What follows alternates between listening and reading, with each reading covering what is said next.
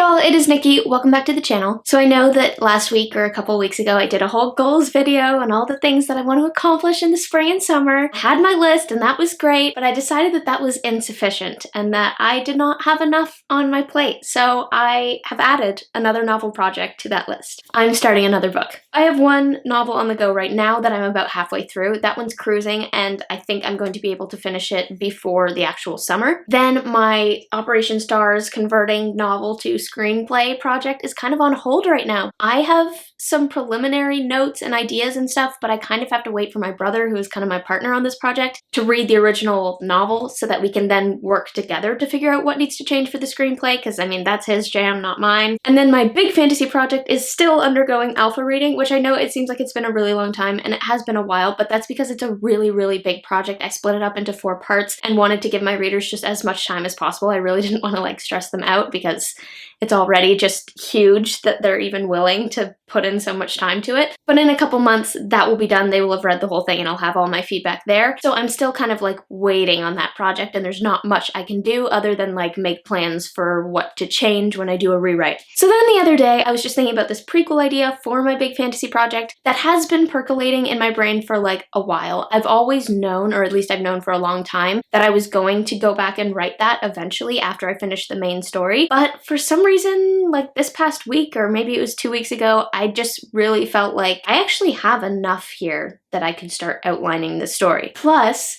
I've realized while working with my big fantasy project, as feedback is coming in and as I'm thinking about the future of this current trilogy, I've realized that like I actually don't know some pretty important things about the history and the backstory. Like there are still some gaps that I haven't quite filled. I need to know that history in order to move forward. So writing the prequel, going back and actually seeing how that plays out will be almost critical for the actual current story. So there's logic, there's a reason, I think it's valid. It feels a little bit weird going back while this one is still ongoing. Another thing that sort of not worries me, but that I don't want to happen is for the prequel to become almost the main story. Like if I ever do self-publish, for example, if I do the prequel first, then people will be invested in those characters and then they'll be meh about the second generation, which is the actual main story. It's kind of like Star Wars. The original trilogy is now in the middle of the entire like Star Wars canon, but a lot of us are like most invested in that original trilogy because those are the characters that we first fell in love with. And the prequels we might enjoy because you're going back and seeing the backstory of those characters that you already love. So that was kind of what I had in mind. But if I do the prequel first, then that one almost seems like the OG, and then what follows will all seem like spin-offs, even though those are the main story and this is the prequel. I don't know. That's like not even really a problem because I probably won't ever publish them, but it's just in my head.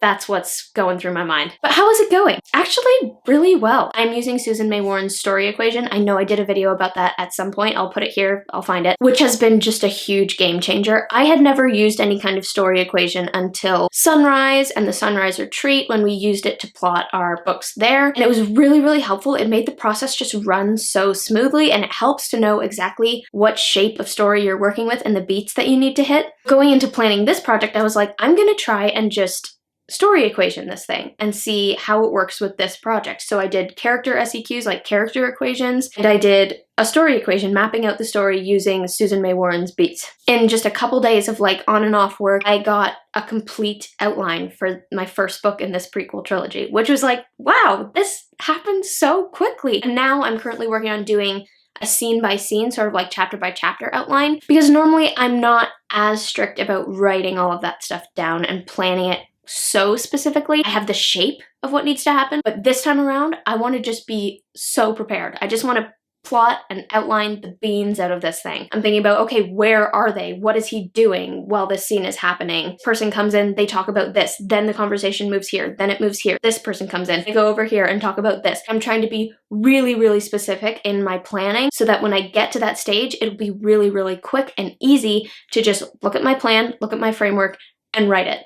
Because my secret dream, and guys, I don't know how realistic this is, but I would love to just draft this thing this summer. Oh, that would be so great. It would just be a first draft, but still, I would feel so amazing about that. Whether or not that's actually feasible or realistic, I don't know. I will leave it in God's hands, but I would love, love, love to do that. it was interesting to try and incorporate the vision that I already had for this story into the story equation framework. And because it's fantasy, there is a little bit of push and pull that needed to happen. Like, I don't have just one character or just two POV characters. You have a few POV characters, and how do you sort of reconcile that with the story structure, maintaining like one main arc while introducing like other arcs partway through. But it was good practice in being flexible, keeping the shape of the story, but also being true to the genre and to what needs to happen plot-wise in the greater trilogy. Because again, you're trying to mash a smaller arc with a larger arc where things are happening more slowly. And that's great practice because I have a few like trilogy projects coming up and I need to get better at that. I'm really excited about this story. It's something that is hinted at in the main series and that I've had in the back of my mind for a while, but being able to go back and meet these characters that I love older when they're younger,